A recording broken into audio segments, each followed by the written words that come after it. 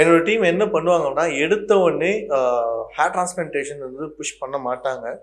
And meanwhile hair transplant இங்கே வரவங்க எல்லாருமே வந்து பார்த்தீங்கன்னா ஏஜஸ் வந்து 21 to 50 to 55 and major case இதில் இன்வால்வ் ஆகிறது வந்து 23 to 37 தான். ஸோ இப்போ இந்த மாதிரி ஸ்டேஜஸ்லேருந்து வர்றவங்களுக்கு என்ன ஃபர்ஸ்ட் ப்ரிஃபரன்ஸ் என்னோட டீம் என்ன சஜஸ்ட் பண்ணுவாங்க அப்படின்னா, எக்ஸாமின் பண்ணிவிட்டு நெசசரியாக நீடட் இருக்கா, இல்லை இது வந்து பார்த்தீங்கன்னா இன்னும் கொஞ்ச நாள் போஸ்ட்பான் பண்ணலாம், ஹேர் டிரான்ஸ்பிளான்ட்டை வந்து நம்ம இன்னும் கொஞ்ச நாள் போஸ்ட்பான் பண்ணலாம் அப்படின்னா டெஃபினட்டாக அது போஸ்ட்பான் பண்ணுவாங்க. எடுத்த உடனே டேரக்ட் கால் ஹேர் டிரான்ஸ்பிளான்ட் இருக்காது.